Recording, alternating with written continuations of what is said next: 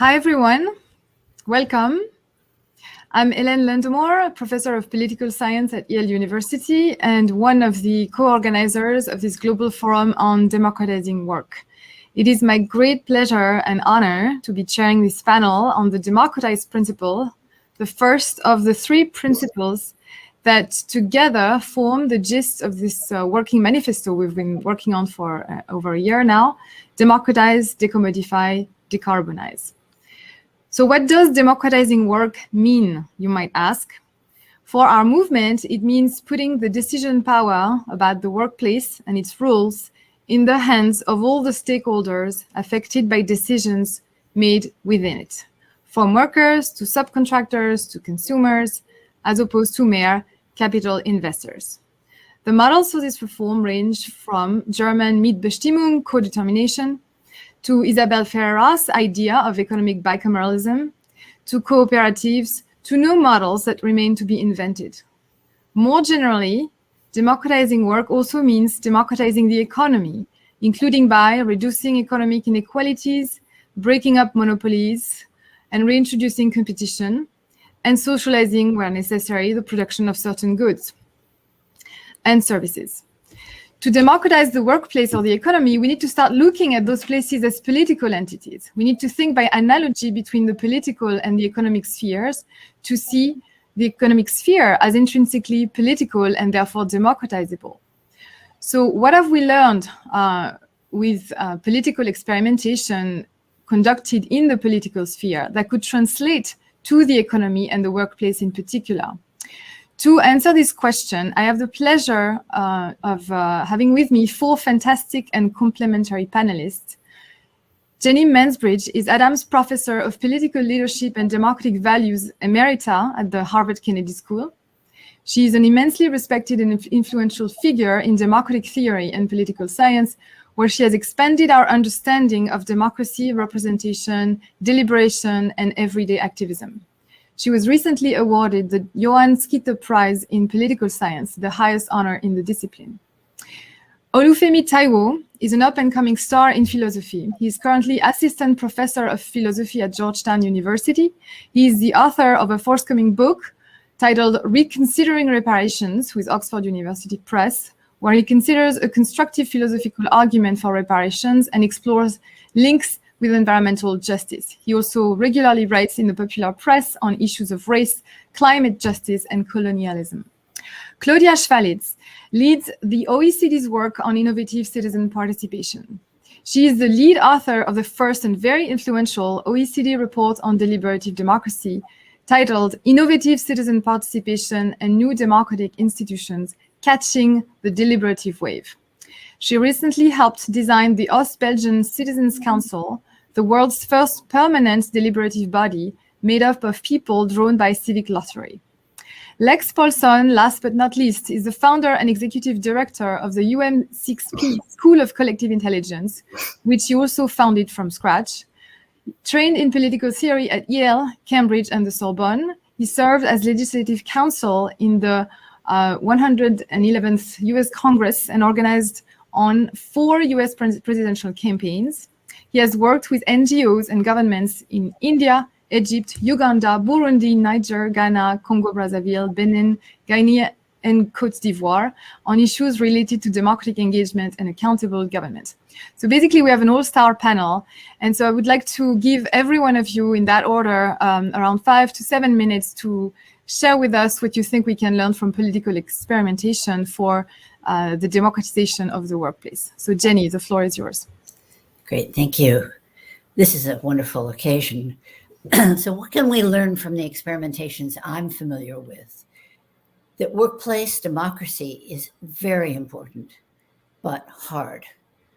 It's important because it promotes human dignity, more just outcomes, better outcomes based on more knowledge, greater satisfaction with outcomes, and more participatory citizens.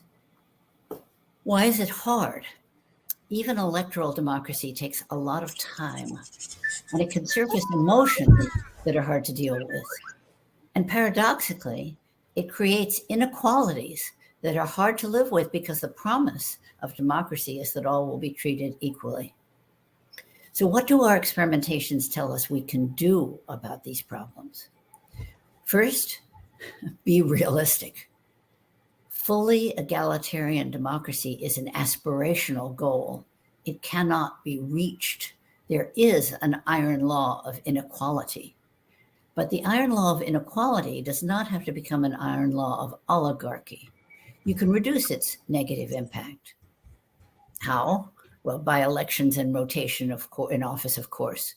But just as importantly, you can stress what I call recursive communication.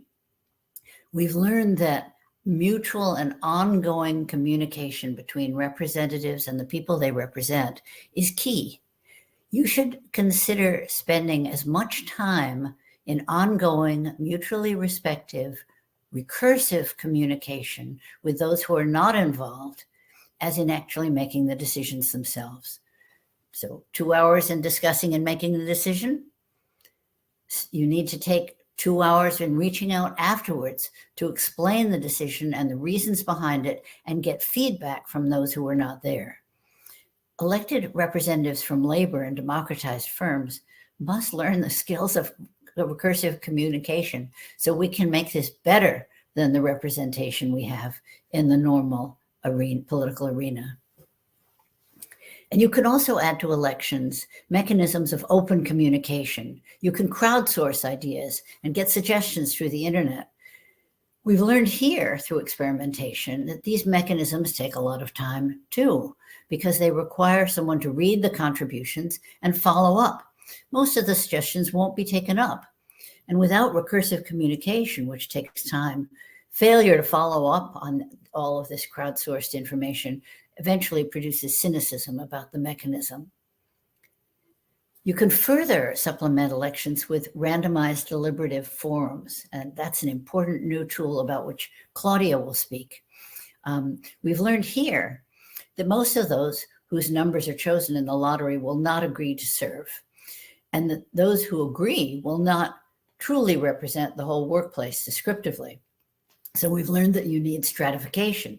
You need to go deeper and deeper into the pool until you get proportional representation on the most relevant criteria. So you want to be proportionally represented in general criteria such as gender, race, ethnicity, the type of job in the workplace, education, language background, and then sometimes criteria specific to the issue under discussion. So for example, if you were deciding on parental leave policies, you would need a proportionally appropriate number of parents. Parents are less likely to agree to serve after they've been chosen by the lottery, so you need to go deeper into the randomized pool to get the appropriate proportion of parents. So now to recruit proportionally appropriate percentages to that randomized deliberative group, we've learned that you need enough pay to compensate the poor people for their time. And for the potentially marginalized, you also need childcare, transportation, support with mobility, hearing, language, many services to try to bring a genuinely randomized group to the fore. And then in the forum, to get marginalized people to speak up in the group, we've learned that you need facilitators who are trained not just generally, but in the specific skills needed to bring out the shy and the reticent and the insecure. And we've learned that you need recursive communication after the deliberative forum to finding ways to explain what went on to the great majority who were not there, getting feedback from the people who were not there, and bringing the feedback back to the workers' elected representatives.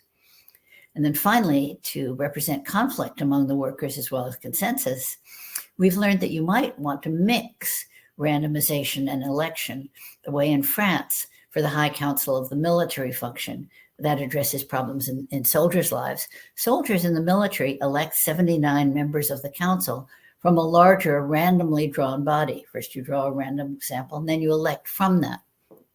So that allows, the elections allow more articulation of the conflict.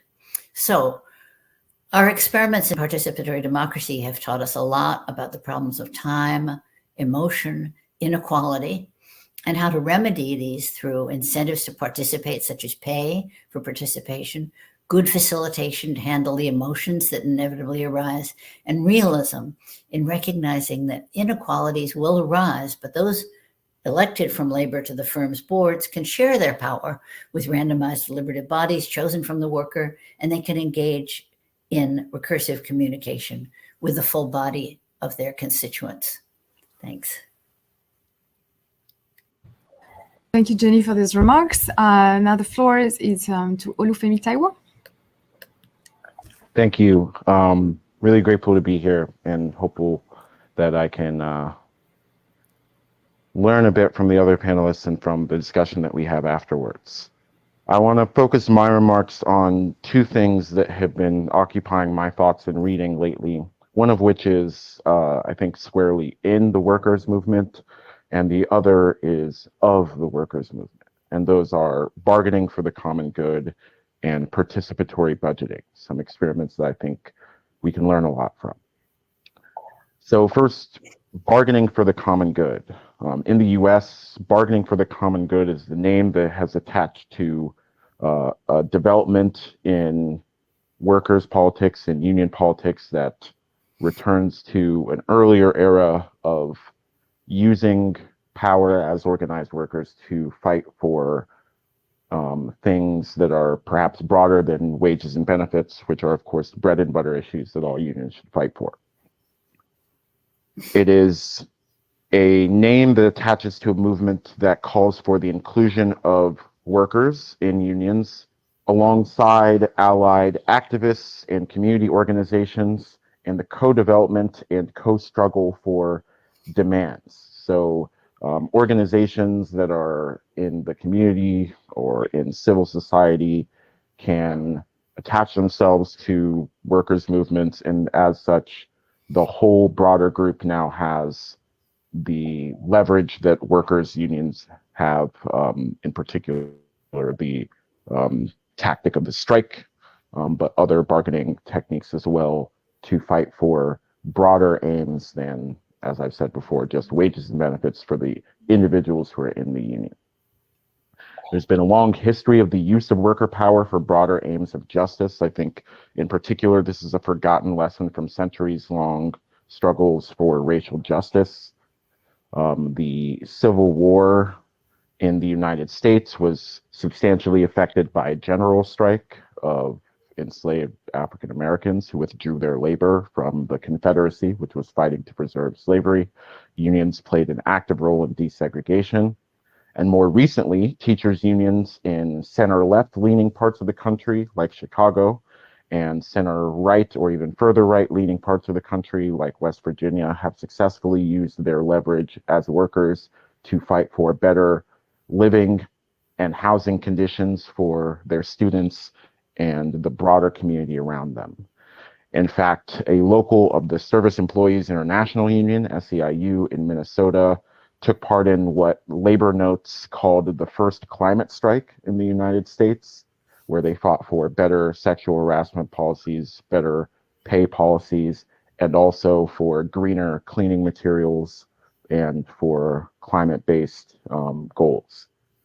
So my overall impression from what I've been able to learn from this, from the activists who are pioneering this, is that process is key. It involves a more rank and file centered approach to union politics than is perhaps the norm in some parts of the workers' movement.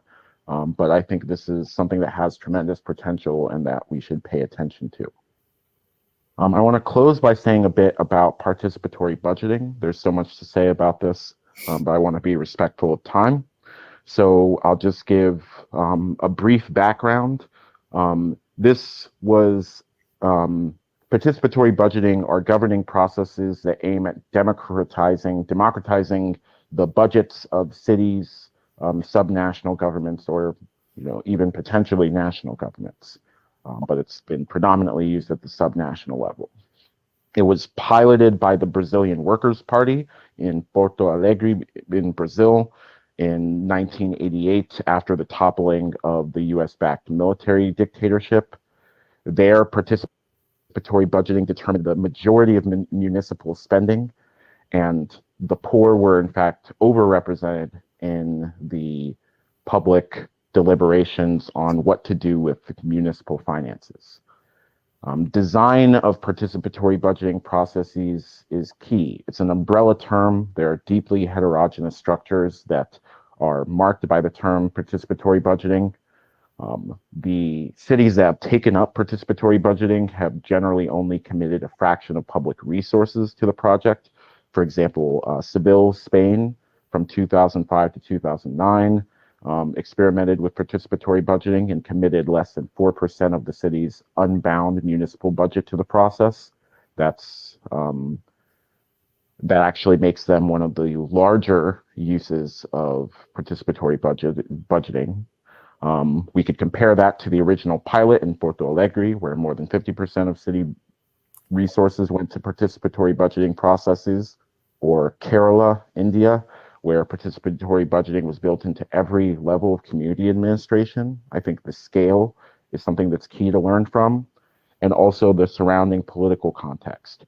In Dando, Mozambique, and also in Kerala, the national government in which these subnational participatory budgeting processes were taking root were substantially different. The state of Kerala is run by a leftist coalition, the Left Democratic Front.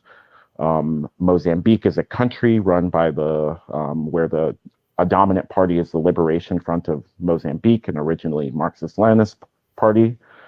These kinds of broader historical trajectories of institutional development are likely to have effects on the development of subnational institutions. And so what lessons were learned in these contexts may not generalize to other places, but these are things that we should continue to look into and learn from. So I'll leave my comments there. Thank you. Thank you. Now, Claudia Chwalisz. Great, thanks very much, Helene. It's really a pleasure to be here and great for this whole forum to be taking place. Really, it's an amazing movement and really honored actually to be part of it and excited to see what comes after all of this. So what can we learn from experimentations in politics? I want to start with a little bit of a thought experiment. So imagine that you work for an organization with around 3,000 people.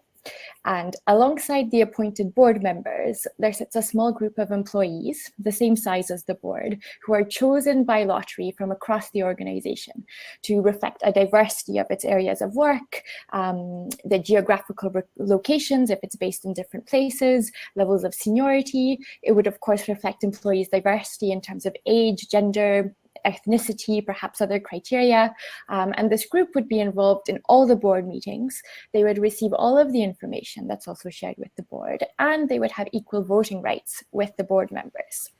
And every 6 months, 1/3 of the employees who are part of this group that sits with the board would be replaced by a new selection of employees who are chosen by lottery. So this rotation means that over time, a really large number of employees would be able to fulfill that role in the organization's decision-making.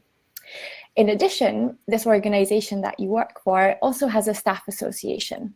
So often these associations are made up of elected people from the company, but in this case, the association members would also be chosen by lottery amongst the employees, controlling for the same kind of diversity criteria as for the board. The staff association has responsibility usually for things like consulting with and representing the staff on issues related to the employment conditions. Lately, a lot about the COVID-19 circumstances and what impact that has had on work. Things like staff benefits and pensions. Sometimes a staff association also organizes social events and other activities for the wider staff. So both the board meetings related to the big decision-making of the organization and the staff association meetings would be organized in ways that would really allow for true deliberation to take place. So they would have a mix of facilitated small group, but also plenary discussions. And there'd be that explicit aim for the members to find common ground.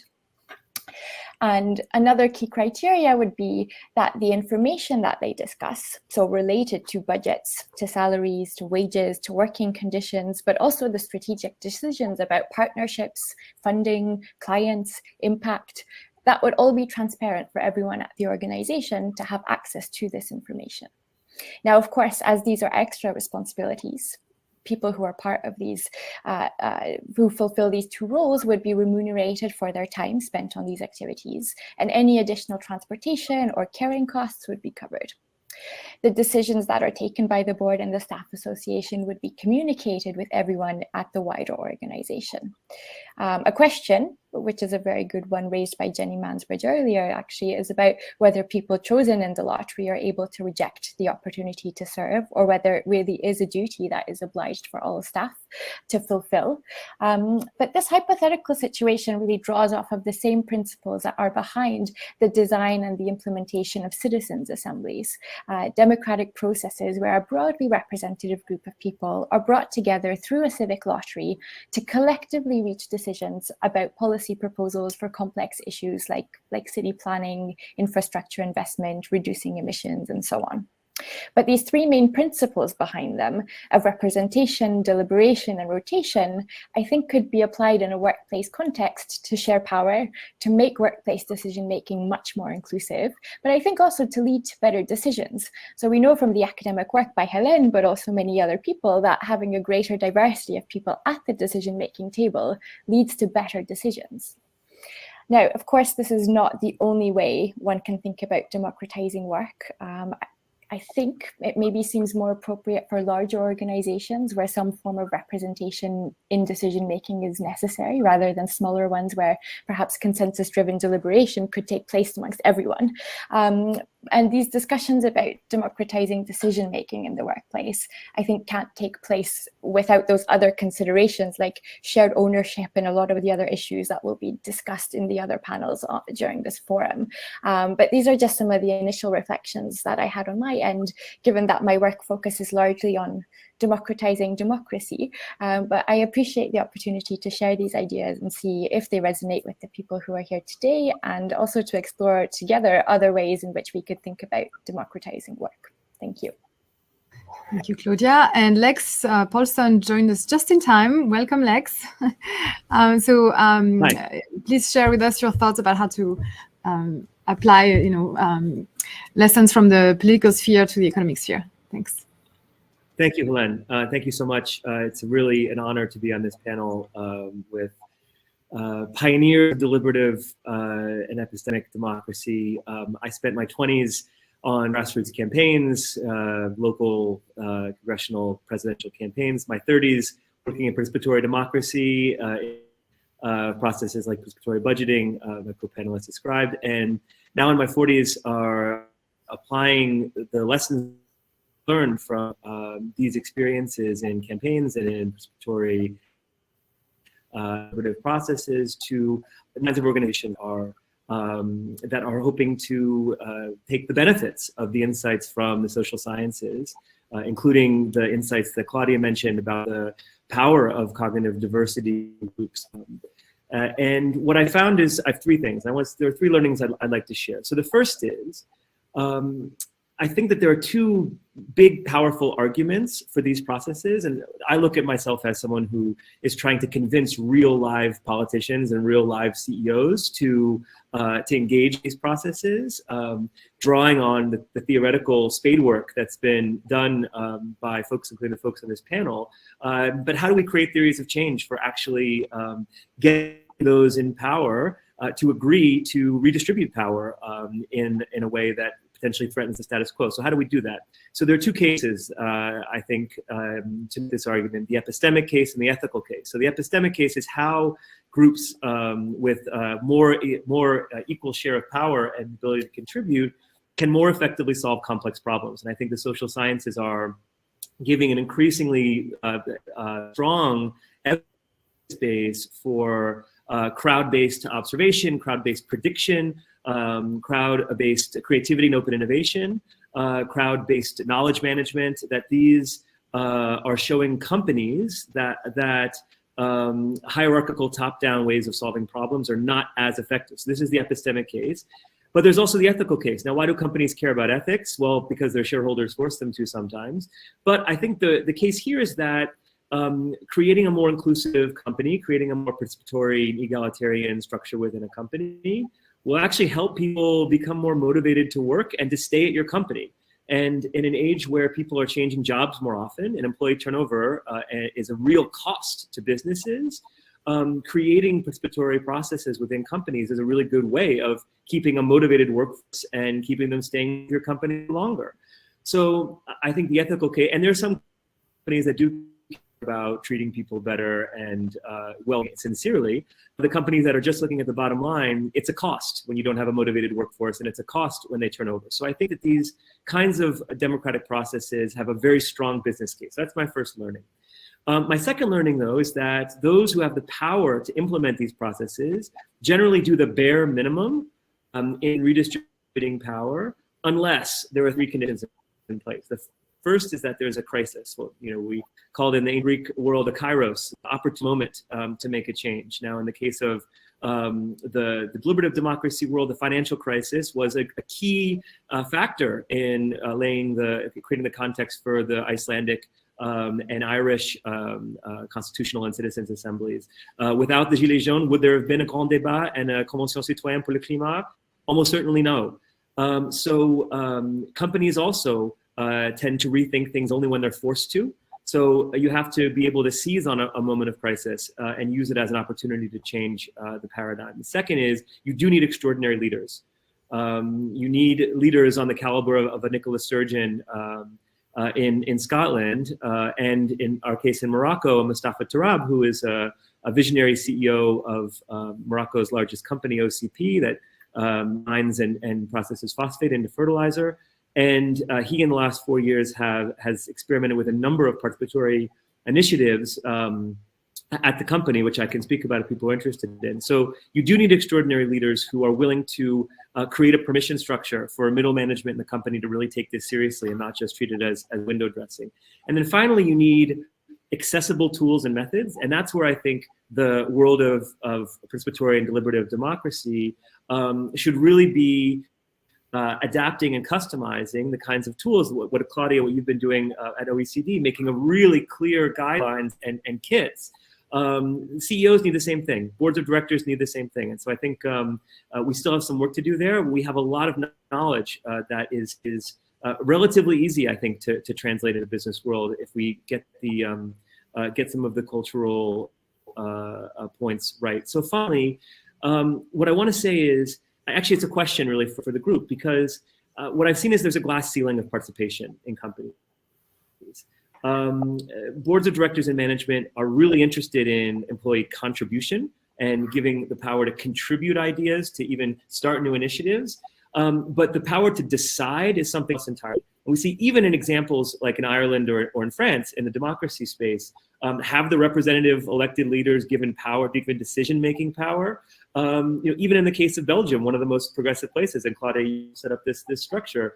Do they have decision-making authority? No, not yet. So what we've seen is that to inherit these legacy structures, in the case of democracy, the representative institutions and elected institutions, in the case of companies, these hierarchical corporate structures, they're going to defend those structures and they're going to find ex post facto reasons for defending them. Oh, well, you need a clear organizational structure in a crisis. Or we have special skills and these are the same arguments elected officials and ministers use for why they need extra power and since can't be trusted. So this is why we need to be bringing these epistemic and ethical arguments of why it's actually a win-win, and not just a shifting of power from one place to the other. My intuition is that the more people contribute, the more they want to decide, and that you can't set a glass ceiling between employees' ideas and employees taking part in decision-making structures. If we try to separate those artificially, I don't think it's going to work. And so I think there's a change management process that really needs to be thought through. How management, middle management, upper management are convinced of business case and the business value for these structures. And I think the evidence base is growing. But then also, I think that there needs to be a smart theory of change to build a comfort level. We need the extraordinary leaders saying this is something we want to do, and then we need the right tools and methods, high quality tools that are coming from the work of my co-panelists. So that's my intuition, is that as this grows, there's going to be a greater demand from employees, not just to contribute, but to decide.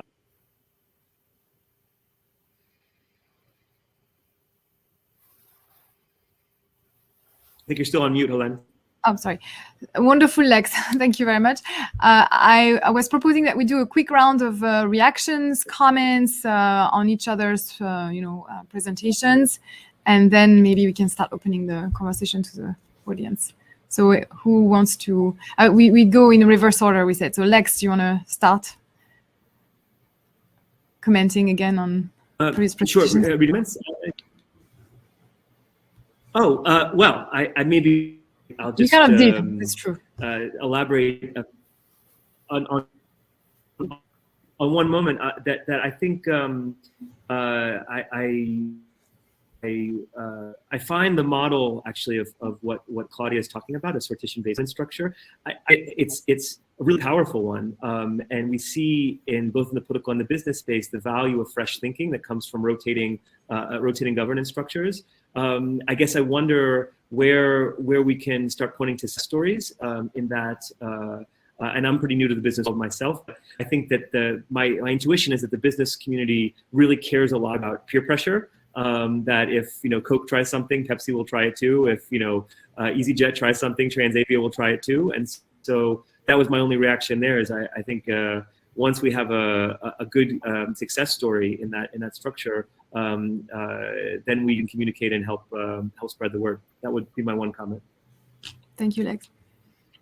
Claudia?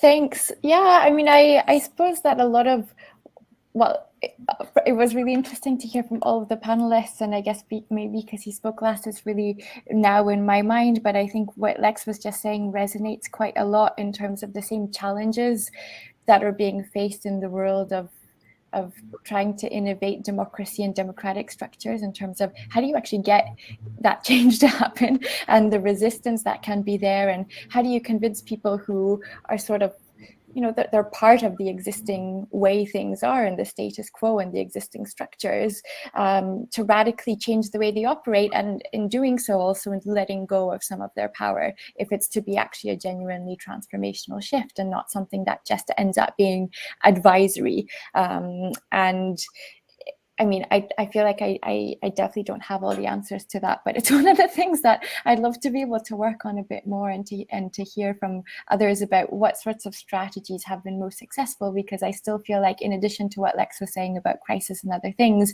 you also really need to have you really rely on that change maker, that person who's willing to give things a shot, and usually despite the resistance of many people around them. So it doesn't end up working if it's like one leader, but then the opposition is blatantly against it. You almost need to get over the partisan divides as well. And I think within organizations, that's also part of it. So, I mean, I know of only a handful of organizations that I know have a kind of genuinely democratic structure in the ways I'm thinking of, but I think there's a bit of interesting work to be done of how did they get there, because not all of them started that way, and what can we be learning from that? Great, thank you. Olufemi? I suppose what I have to say is more a question or airing out a curiosity than a comment. But I guess one thing I was thinking of during Claudia's presentation was the potential political differences between different ways of distributing worker representation. So you could do it vertically within a firm by putting workers on the board and putting them in a certain kind of informational and decision-making space within the firm. But then there's also approaches people have been talking about that have been across firms in a sector, so sectoral bargaining, where the emphasis is on worker organization across firms. And I suppose my first inclination would be to lean towards the latter, but I would be interested in hearing what the rationale is for preferring in the former. Jenny? So I think I should have probably come last in this group because I was addressing the nitty-gritty of what happens when you actually do get power.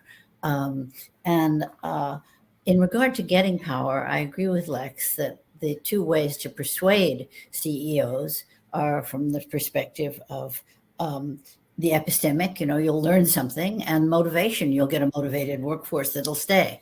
But in addition to persuasion, there's also power. So the two ways you can, if unions start to really demand power in the workplace, which has been, oh my God, too scary to ask for in the US, but in Europe and other places, it's within reason.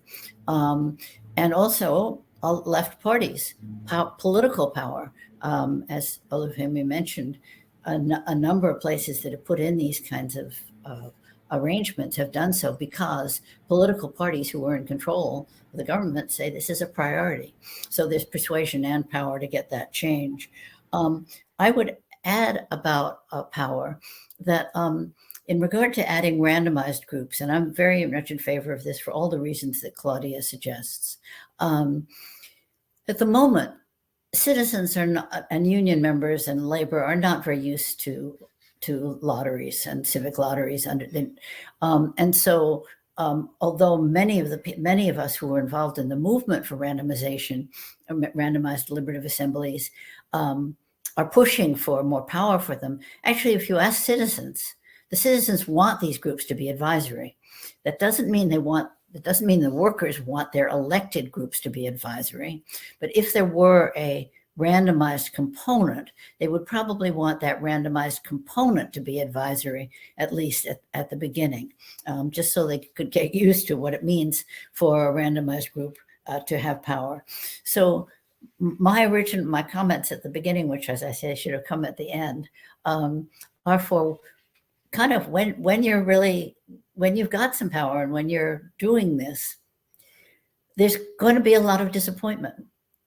And because what we do in real life never matches our expectations, especially if we're activists and idealists. And so I was kind of just suggesting some things that you could do to be more realistic and also to make these new institutions actually respond better to the needs of their members, the workers themselves. So I'm really grateful to be on this panel. Thank you, everyone. I'll just insert myself in the conversation. This has been, fascinating to listen to.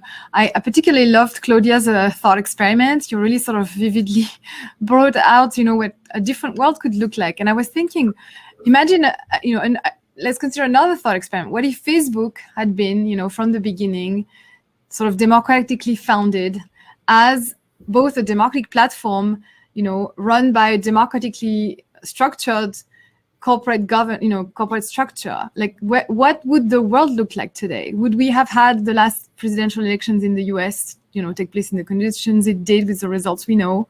How would the power outage of the last few days, of the last day, how would it have been handled? I think with a lot more transparency, for example, a lot more accountability. What would happen to our data? Would we be mined and exploited and never compensated properly for all that data we are contributing? It would be an entirely different world. And it's hard to imagine, but I think this counterfactual thought experiment is actually very useful to force us to, outside of this comfort zone we're in, where we think capitalism and in its current form is the only option, and we'll never be able to move away from it. So, but from my perspective, the three lessons, I think, is that, at least the first one is that before you democratize, you really need to make sure you've got the right picture and concept of democracy. And I do worry about, in a way, rushing too quickly to replicate the practices and institutions we're familiar with, because I've become convinced that electoral democracy is not all that democratic to begin with, and that if we're just going to do the same thing in the workplace, yes, it will be better than the authoritarian sort of a private dictatorship, as Elizabeth Anderson would call them, that we have now, but it would still be an oligarchic, sort of very male-dominated world. And in fact, you see it in the kind of like elected entities that workers have, which are unions. It's very white, very male, very dominated by the usual hegemonic sort of groups. So I'm a bit worried that, like, yes, indeed, people are not familiar with this idea of random selection, but to me, it's, if we're going to democratize, we should start with those bodies. Even in participatory budgeting, the concept of open assemblies also raises issues. So I share, Olufemi's enthusiasm for them in some respects, but they also bring to, power really a skewed sample of the population, people with a lot of time on their hands, people that are very vocal, more extreme views often. So I think the only way to sort of like really distribute power equally is via lottery, with all the problems they have, the question of who really participates and the self-selection bias that are there as well. But so anyway, I think we that's a question that I really hope people, keep practicing, which is like, what do we mean by democracy? What kind of democracy do we want? The second thing is, and it's completely aligned with what everyone has said so far, is that change will come from above, below, and from sideways pressures. In all the experiments that I've observed, in Iceland, Ireland, France, it's never one recipe, but it's always like pressure from activists, political will at the top, investment of academics to support the whole thing, the pressure of other countries doing things a certain way, so that now, because Ireland did it, France did a citizens assembly as well, and now Germany is like, well, what about us? And so this is how it spreads, right? The one thing I would say is that what we learn is that you have to find a way to co-opt ruling elites, whether it's in the political world or the economic world. Otherwise, they'll fight you to the death and will make you irrelevant. That's why the constitutional process in Iceland failed, and that's why it succeeded in Ireland, because they found a way to compromise with ruling, the powers that be that are in place. And the last thing is that, yes, the lesson from the political world is that interest groups will fight you, and sometimes people who are supposed to be on your side. And again, for me, unions who are supposed to represent workers' interests are surprisingly reticent when we talk about things like co-determination or lottery-based bodies, put in charge of things, because they too have power and don't want to lose it. And, it's a cross-section of the working population that is not all that representative. And it's disappointing, but it's also raises an issue of like, how do we get those guys on board as well? Because they're always guys. That's the other thing. So how do we change the mentalities within the workers' movement even to make change possible? I'm gonna look at the questions now if we have some. I thought I saw someone who asked earlier whether we thought it would be good to basically make legally mandatory the democratization of firm governance. So is that something we'd be willing to consider? Is that a path toward change, or are there less, top-down solutions?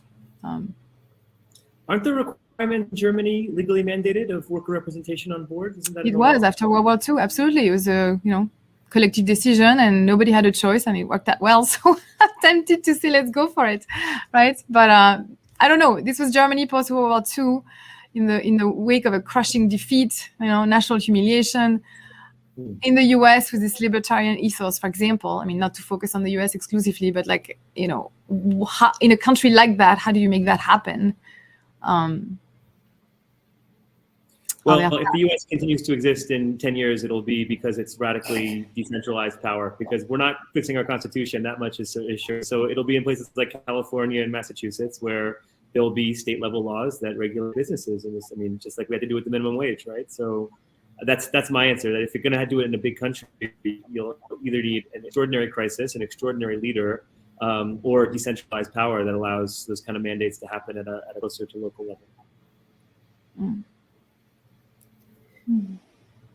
Sometimes when a company goes broke, the workers can take over the company. And at the moment, they don't have much support when they do that. And it usually doesn't work out very well after 4 or 5 or 6 years. I think that if big philanthropists were to understand the importance of this question, they might get behind some of these efforts at worker control and worker ownership when a company fell apart, because you can't just expect a group of workers, or us, let's say the 5 of us on this panel, supposing our company fell apart, none of us know how to run it. So you really need a lot of help when that happens, and it happens on a regular basis. The companies fold, and the workers would like very much to take over if they could. We don't have, as a collective, we don't have as humanity, a sort of whole set of helpful machinery that we can bring in to help workers know what to do and what works, what doesn't work, and some money, because these things take time. And as I mentioned, you need to pay people sometimes to attend. You can't just expect someone who's working, especially if the company's sort of having trouble, they'll be maybe working 2 jobs, both members of the family are working. If it's a 2-member family, it's very, very hard for a worker to take the kind of time that you need to invest to really run something and get something off the ground. So this is where I think philanthropy could play a tremendously useful role. And we as academics could play a role in kind of helping show this is what has worked in the past. There's a group called Next System US. It's doing something like this, but it needs to be much bigger. Anyone wants to intervene on that specific question? Or I feel like I don't have too much to add, and I'm mostly just in agreement. So maybe I'll leave the time for some of the other questions. So then I'll ask a question that's maybe just to put us in difficulty a little bit. Like, what do you think is the most powerful objection to the democratization of firms? One that you take seriously and that you worry about? I have an answer, but I'd make my colleagues go first, maybe. No, whoever's got something to say, go ahead. I think that there are actually some really strong arguments about having a clear strategy in a business organization. Unless you have a clear and coherent strategy, it's not a 2-party system, right? There's no loyal opposition. It's not. That's a big difference between the business world. In order for everyone to be implementing something up and down within a company, this is what I hear. I've never run a company myself, but in talking to leaders of companies, we're not determined to succeed in a highly competitive environment. You need a clear strategy that everyone understands, everyone sees their place and can implement that.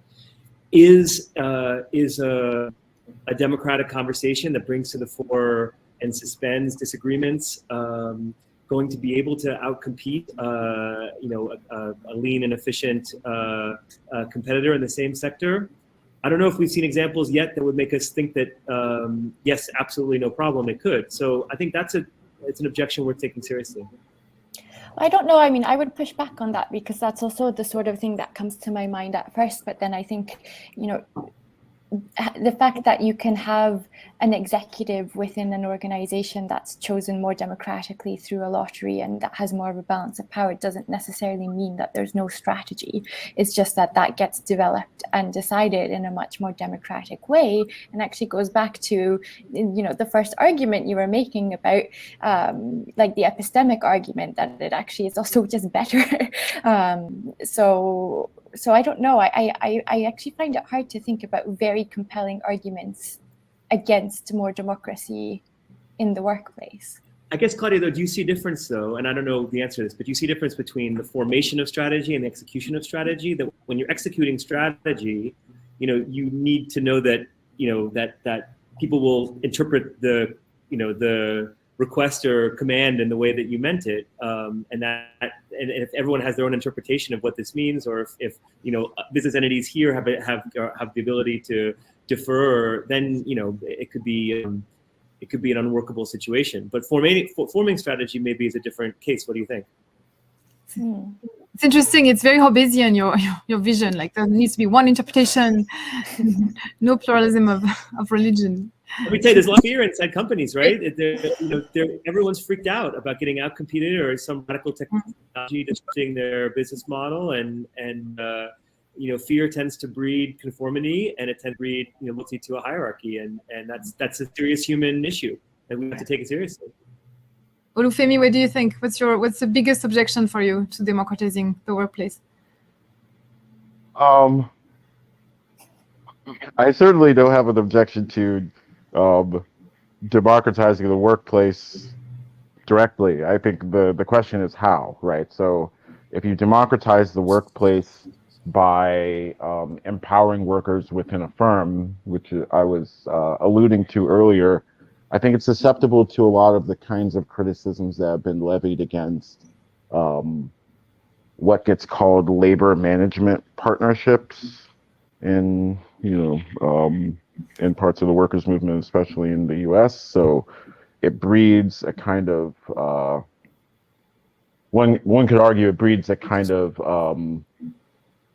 artificial alignment of interests between labor and capital, which are where the relationship should arguably be antagonistic, because there's a deep underlying antagonism between what's good for the firm qua firm, generating profit, generating capital, and what's good for the workers as human beings who live in a community, and so on and so forth. And you see labor management partnerships in the parts of the labor movement that have been cozier with right-wing politics, let's say, building trades. Maybe I shouldn't name names, but that's the perception. I think it's a fairly compelling argument. Jenny, what do you think? Well, I don't want to end on a negative note about. We still have some time to get back to the positive, but I think it's important to face up. There are two things have come out of the past research. One is Greenberg's work on the plywood factories. Now, this is worker ownership as well as worker control. So we're not talking in this group particularly about worker ownership, but what he found was that the workers turned into petty bourgeois. They became less socialist and more right wing, and because they were small owners, and they began to take on small ownership perspective on life. They were less interested in climate change, more interested in the price of plywood, and so. So that was something that was discovered. I think Greenberg's work was in the 70s or 80s. Another thing is that workers are often less likely to want to take their hard-earned money and pay high salaries for management. So they sometimes get really mediocre management because they don't see why somebody should earn that amount of money, and so. In a competitive market where you're a dairy company, a cooperative dairy, and you're facing a free market dairy that's paying their management tons and tons and tons of money. Actually, sometimes, not always, but sometimes that management is better, and puts the cooperative out of business. So those are two small worries that you might have, but those are ones that they don't necessarily apply to what we're talking about, because we're not necessarily talking about worker ownership. We're talking about bringing worker control into firms that are owned by either individual groups of individuals, a partnership, or by shareholders, and those are other issues that shareholders may flee and so forth. But I think that these are issues that can be overcome. And I think that we went through a period in what is called the long 60s, including the 70s, of scholarship on these issues that then faded. And I think that now we've got another generation of very intelligent people who are committed to the future in a way that past academic generations and other activist generations have not been. And so I think we're going to see a lot of innovation and a lot of energy that we just haven't seen before. And I think we can use that innovation and energy to solve some of the problems that we've experienced in the past. So Jenny, I think the worries you raise are actually not that small, but what I think they also invite us to do is to connect the micro and the macro, in the sense that it's one thing to democratize one firm and to democratize the economy, because it's not clear that you can do the first thing without doing the second thing. Otherwise, as you said, you put the democratic firm in competition with oligarchic firms that may benefit from an ecosystem that geared toward this kind of firms. And so how do we, that's where I actually, hit a wall in terms of imagining a counterfactual world. Like, what does it look like, a world where democratic firms can actually thrive? Can you have a hybrid system where you have some cooperatives and some capital, investor owned firms, or does it have to switch, to a completely different model for this to be sustainable? Well, that almost goes back to Jonathan's question in the Q&A, actually, about whether that form of what he calls authoritarian workplace governance should be banned. Like, do we let this duopoly exist, or do we actually try and force more of a change towards a more democratic economy? But how do you do that on a global level, right? Because you cannot do it just in one country. Even in one country, it wouldn't suffice. And so that's where, the project really becomes very utopian in a way. Unless you can think of it as like a slow sort of contagion, one firm by firm, you create this community and it takes over. But if democratic firms are so great, why haven't they taken the world already, right? There's all these questions about the feasibility of it. It has to be incremental. It can't possibly be a total revolution.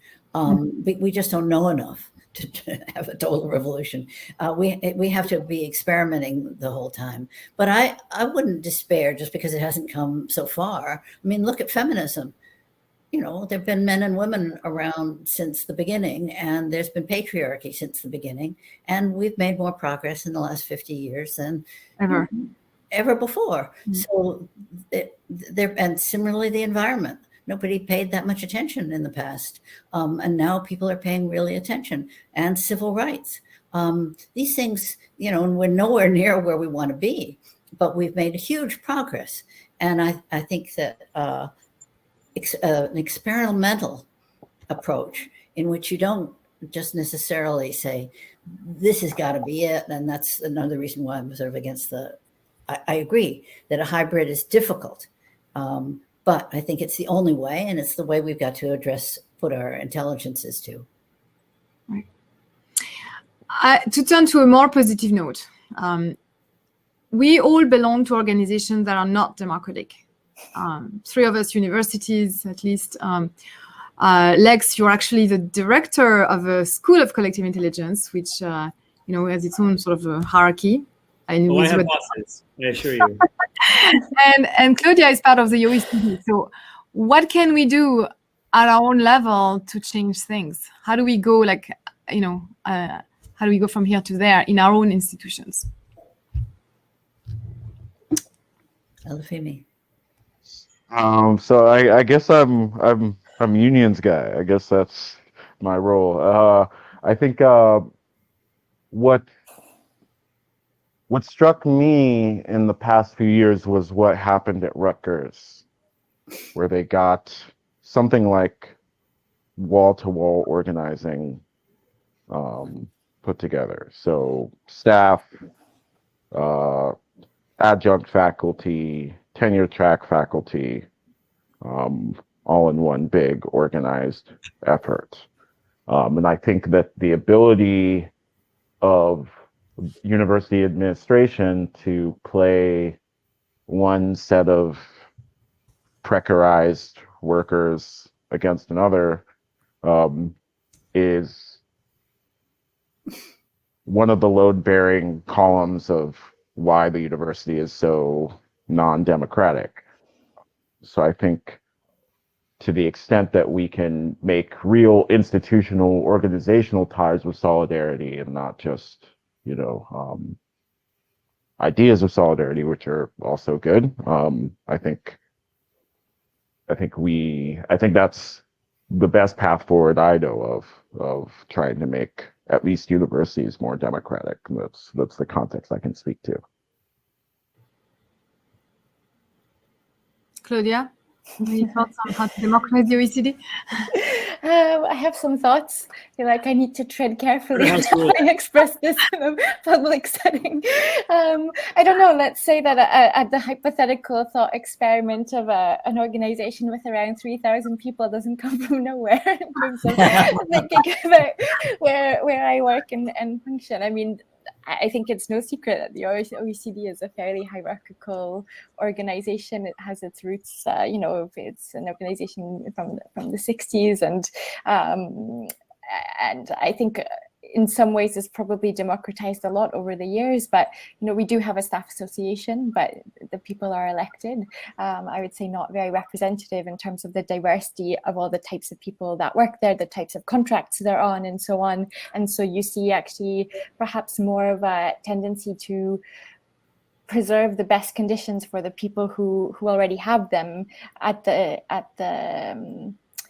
expense sometimes, I think, of the people who are there on more precarious contracts, who have less voice in the decisions being taken about the future of the organization. So I think that there could definitely be a thinking about how do we democratize even some of these things that already exist, that are there to give people who work at the organization some form of power. But then, I mean, the big question, which I don't know if I want to go there, but I think it's also part of the thing is that, I mean, the people who work at the OECD were the Secretariat, and we work for the member countries.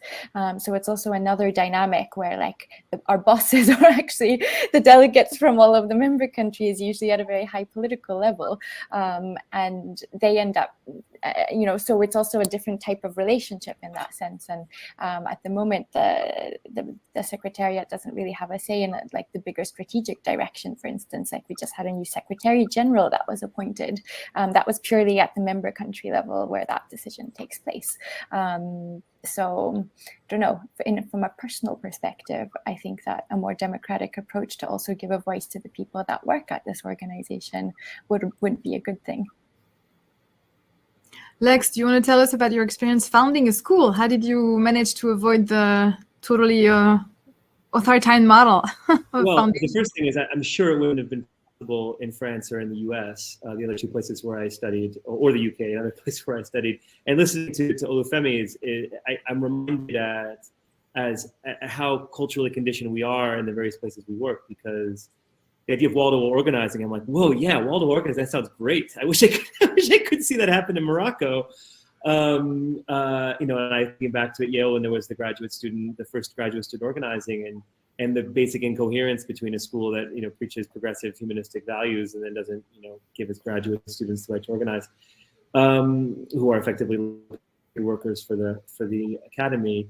I think you figure out what the Overton window is, what the art of the possible is. In Morocco, there are lots of things that aren't as possible here as they are in the US, but then there's some things that are possible, like creating a university kind of out of whole cloth, which is what we've done in the last 10 years at UM6P, our university here. And so that gives you possibilities, right? You can think about these epistemic arguments Morocco really wants to develop, and they don't want to develop in a way that just copies and pastes US capitalism, or certainly not French, statist capitalism. I've lived with that for the last 75 years or so. And so they're interested in a new Moroccan model of development, of governance, of corporate governance. That's kind of exciting, right? And so yeah, there's a lot of problems, a lot of dysfunctions, as there are in every culture. But I think yeah, what's occurring to me is that what Jenny said is to me self-evidently true, right? That you can only figure out what's possible but through experimenting, and sometimes it's the unusual experiment that creates a new paradigm, and sometimes, as Olufemi says, it's wall-to-wall organizing, right? And I'm an organizer by training, and so that resonates with me as well. And maybe that's what Morocco needs too. Who knows? Yeah, and I want to say that I was at the opening ceremony of your School of Collective Intelligence in Morocco, and I was really struck by the tone you set in this opening ceremony. So if you want, I'd love for you to say a few words about the choices you made there, because I think that these founding moments are extremely symbolic and important. And whether we're talking about countries or firms, there's always this illusion that, oh, well, it will be a one guy type of founded, moment with like one ruler or one legislator. And then later down the line, when things are stable, when we're richer, we'll democratize. And I feel like that's a lie. It never happens. You have to start from democratic foundations. And so I was just, if you could just share briefly the choices you made, because I'd never seen that. Very, very briefly, right? Thank you, Helen. Very briefly, and it was an honor to have you there with us, since your work has inspired so much of what we do. I'd say that there's a big sensitivity being a white guy from America in a country, Morocco, and the tendency to reproduce those kinds of hierarchies. And so what we did was, at our founding ceremony, I began my opening remarks in Arabic. Now, I don't speak Arabic very well, but I made sure that my opening remarks that I wrote in English, translated into French, and then had my colleagues translate in Arabic, that the first words of the first ceremony of the school were in the language of the country. So that was the first choice. And then in French, and then in English, which I speak a bit better. And then we had a founding oath where, again, to try to show the inclusive nature of our goal and to make our means coherent with our ends, we created an oath that was inspired by Josh Ober, a great historian of democracy from Stanford, the oath of the Ephebes, that Athenian citizens, young men in this case, would take on their passage into adulthood and their rights of democratic citizenship. And we adapted that to our oath as a school to look after one another, take responsibility for one another, and to pass on the school in a better state than it was given to us. And we had each of the participants in their local languages, from Mali, from Cameroon, from Ukraine, France, US, say the oath in language. And we held up these olive branches, and at the end we all said, let us begin, in Arabic and ancient Greek. So those are some choices made, and I think symbols matter. Yeah, symbols matter. I think this is important. Jenny, did you want to say something about Harvard or the structure there? Or this is where I would come back to the need for lottery, because I moved from the University of Chicago and Northwestern, where we had regular political science departments, and the tenured faculty, and in both communities, the junior faculty, as well as tenure track, though, made decisions that were very consequential for the universities. And in both cases, this fits Lex's model. Both the University of Chicago and Northwestern were very quick on their feet. They really moved up in the University of Chicago was always on the very high rank. So it had to stay there. And it was very imaginative. And Northwestern, too, was quite imaginative in the way it used the ideas that came from below. Then I went to the Kennedy School, and we didn't have democracy. We had faculty votes that advised the deans. And that actually turned out to be perfect for me at that point of my life. And it turned out to be perfect for the other faculty at that point in their lives, because they didn't want to have anything to do with university administration or democracy. They didn't have time for that. They were off solving the problems of the world in A, B, C, D, E, F, G. Let the dean take care of it. It meant, plod, plod, plod. It meant that there weren't lots of really innovative ideas, but it's a very decent place. It's probably... it's a super decent place, actually. And because it's Harvard, it gets very great faculty without trying. So that turned out to be a relatively undemocratic mode that was better for me at that time in my life than the democratic mode a more democratic mode, not that the University of Chicago or Northwestern are democratic, but at least, the departments. So that was an eye-opener for someone kind of committed to democracy, that, gosh, I was really enjoying letting the dean make all the decisions, since he made sort of more or less made more or less good decisions. They weren't the best decisions. They certainly weren't innovative decisions, and et cetera, et cetera. So how do you get the advantages of something like that with people like me who don't want to be part of the democracy. And how you get, I would join it to a group, as Claudia suggested, chosen by civic lottery, because that way you get in a much broader group. You get in people who, you know, if I were chosen for the lottery, well, okay, you know, that's my civic duty. I better shape up and kind of be part of it. And then you'd get many more voices. You'd get the epistemic diversity that you are talking about and that Lex was talking about. And you, over time, you might give more power to that group. So I don't see, well, so that would be, my thought would be that all the universities should bring in a group elected by, chosen by lot to advise at the beginning and possibly have greater power later on. Yeah. So I'll reflect briefly on my experience at Yale, which is also very sort of a non-democratic institution with very opaque, non-transparent decision-making. You probably saw in the New York Times recently yet another scandal, this time about how donors overly influenced the curriculum in one of our programs.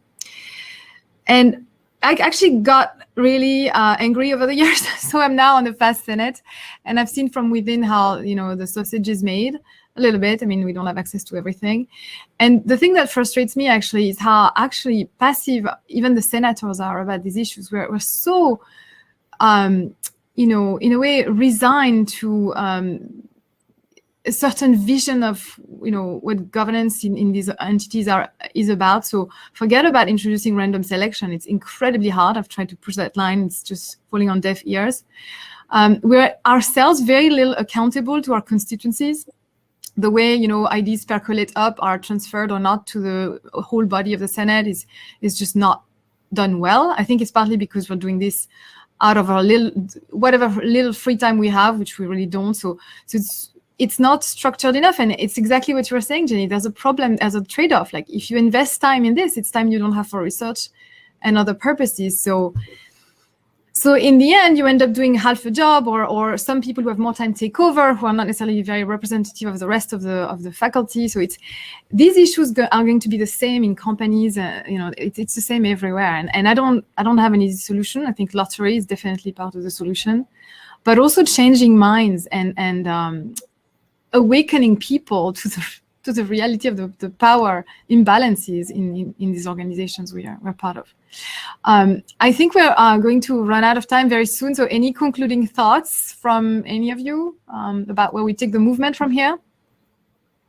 It might be worth just mentioning and passing the questions in the Q&A that we didn't get but to. I don't see them. Do you see them? Because I don't see them. You have to hit Q&A and not chat. There's a chat. I just don't see anything in there. So. Okay, I see. So Lisa Herzog asked that my argument could be put on its head. I think it's a very good objection that unless there's discussion within a company, unless there's the kind of strategy formation that Claudia talked about, execution will be undermined. I think it's a great rejoinder. I guess I would just say that having lived through this a little bit with a 20,000 person company, you know, I see how participatory initiatives that start out as dialogue turn into what the French call sensibilisation. It becomes more of a one-way communication, because in order to get to a place where you can have a discussion, so much of the information that's missing, you know, as Helene was saying, people are, you know, in their jobs, and even to be able to participate in a discussion requires so much pedagogy that, you know, 90% of the time of this initiative was just telling the workers what was going on before the feedback would be productive or interesting. So it's a consideration, but I think Lisa's point is well taken. And Oliver, our friend Oliver, asked, given the power of the state market monopoly in shaping working practices, can we find more hope of democratic workplaces? Looking at the comments, from your lips to God's ears, Oliver. I think that's a wonderful comment. Just want to make sure his comment was heard. But I have nothing else to add. It's been a real honor to be with these colleagues. Thank you, Lex. I'm really sorry for the people who asked questions. I couldn't see them in the chat. So, any last thoughts, Olufemi, perhaps? Just I was really struck by the point that Jane just made, and that is, I think really well represented in the sortition, autocracy kind of literature. Like democracy, you know, we want to democratize work, but democracy is also work, right? And you know, everybody's an anarchist till it's time to do the dishes, right? So the more we can support, the more we can support people for doing the work that is required to actually have these things work out. And you know, Lex was also making this point as far as leaders, and Claudia as well. So the more we can support the actual nitty gritty of people doing this and doing this well, and not just and get out from thinking of it as a sort of abstract commitment and get more into thinking of it as a kind of concrete project that we have to figure out how to do, and has the normal kinds of practical considerations, I think the better off we'll be. Wonderful. I think we're going to end here. Investing in democracy as work. Indeed, that's something we really need to focus on. Well, I just want to thank you all for joining me today. I'm sure this is the first of many global forums to come, and we'll be in touch very soon. Have a wonderful rest of the forum, and I'll see you soon. Bye. Great. Thank you, guys. Thank you. Bye, everybody. Thanks, everybody. Bye. Thank Good to you. meet you. Bye.